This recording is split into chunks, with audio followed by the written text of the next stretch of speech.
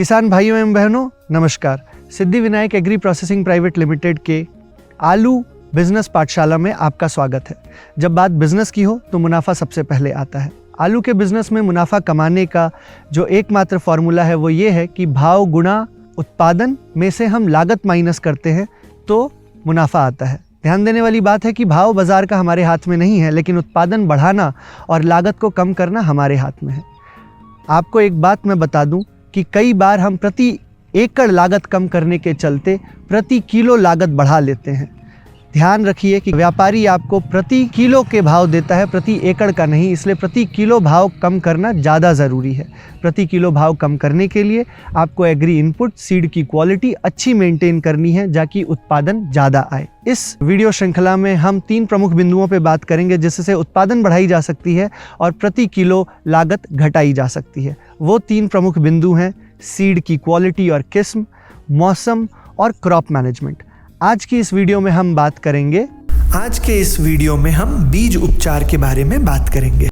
नमस्कार किसान भाइयों और बहनों, मैं Ganesh Pawar Siddhi Vinayak agri processing private limited के माध्यम से आज आपसे बात कर रहे हैं। हम बात करेंगे सीड ट्रीटमेंट की।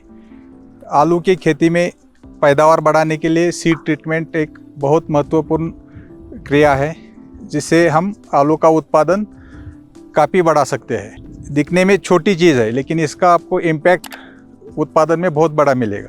इससे सबसे इम्पॉर्टेंट ये है, कोई भी आलू का बीज आप खेती करना है, लगाने के पहले कोल्ड स्टोर से जब आपको बीज मिलता है वो सुप्तावस्था में रहता है, वो 2 से 4 डिग्री टेम्परेचर पे स्टोर किया होता है।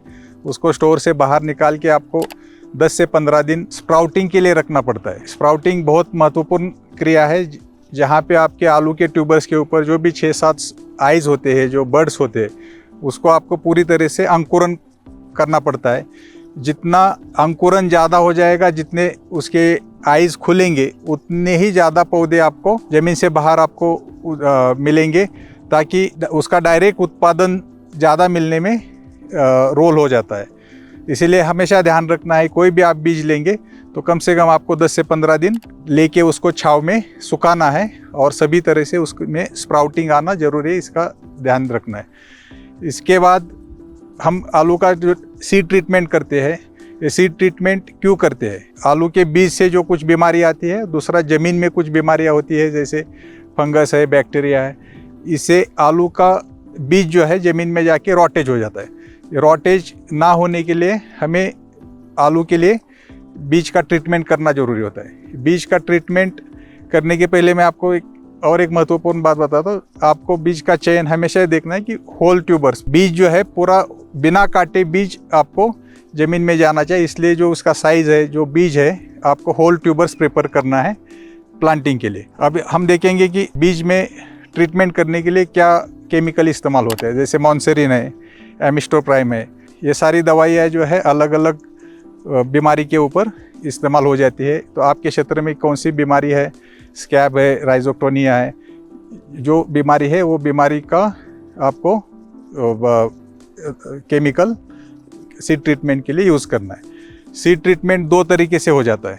एक है आलू का बीज पानी में डुबा के उसको ट्रीटमेंट करना है, दूसरा है आलू को बीज के ऊपर स्प्रे पंप से स्प्रे करके उसको ट्रीटमेंट करना। तो पहला जो ट्रीटमेंट का तरीका है, आलू का बीज है, वो बीज आपको ट्रीटमेंट करना है केमिकल का। उस केमिकल के पानी में 10 से 15 मिनट उसको डुबाकर उस घोल में उसको पूरा आलू का बीज ट्रीट करके फिर छांव में उसको पतली परत पे या पतला उसको आपको फैलाना है।